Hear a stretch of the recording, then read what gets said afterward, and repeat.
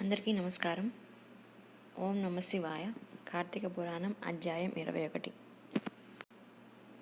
పురంజయుడు కార్తీక ప్రభావము నెరుగుట. ఈ విధముగా యుద్ధమునకు సిద్ధమై వచ్చిన పురంజయునికి కాంబోజాది భూపాలులకు భయంకరమైన యుద్ధము జరిగినది.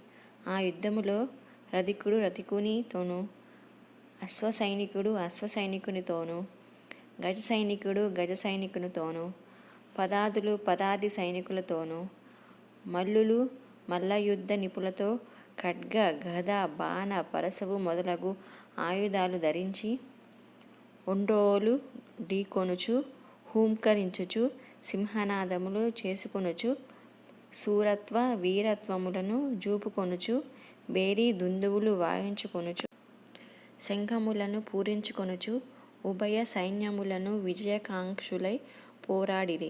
ఆ రణభూమి నందు చూచినను విరిగిన రథపు గుట్టలు, తెగిన మొండెములు, తొడలు, తలలు, చేతులు, హాహాకారములతో దీనావస్థలో వినిపిస్తున్న ఆక్రందనలు, పర్వతాల వలె పడియున్న ఏనుగుల గుర్రముల కళేబరాల దృశ్యములే.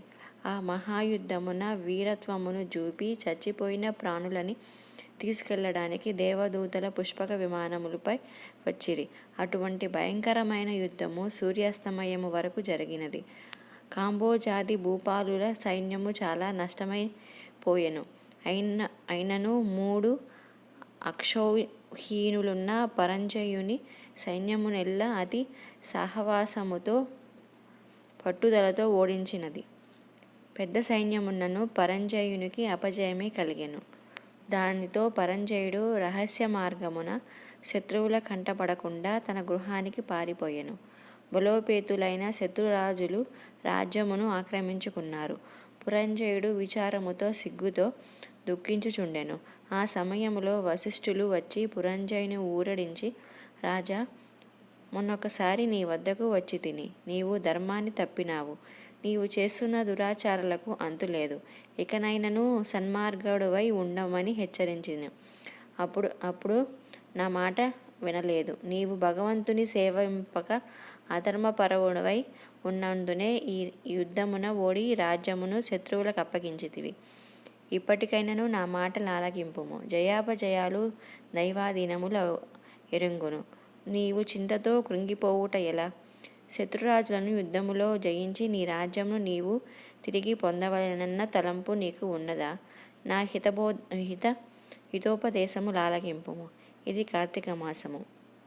రేపు కృత్తికా నక్షత్రముతో కూడిన పౌర్ణమిగాన స్నాన జపాది నిత్యకర్మలాచరించి దేవాలయమునకు వెళ్ళి దేవుని సన్నిధిని దీపారాధనము చేసి భగవన్నామ స్మరణము చేయుచు నాట్యము చేయుము.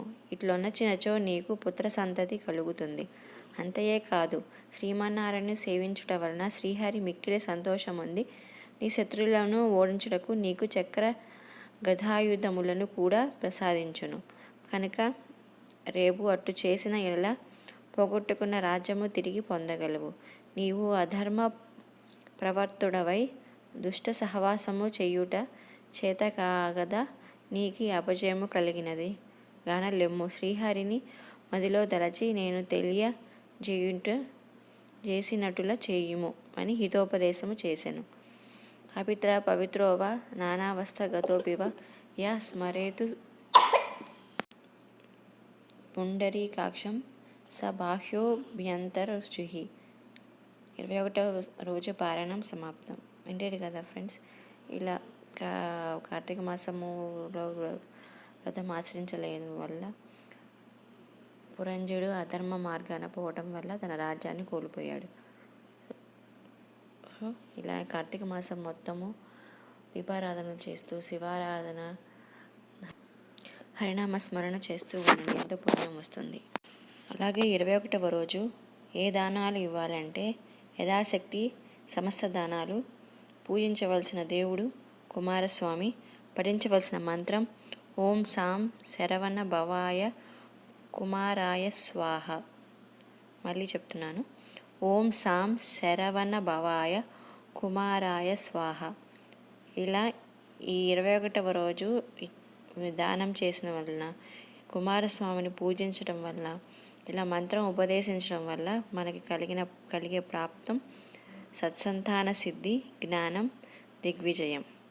Thank you friends. Please subscribe. Thank you so much for watching.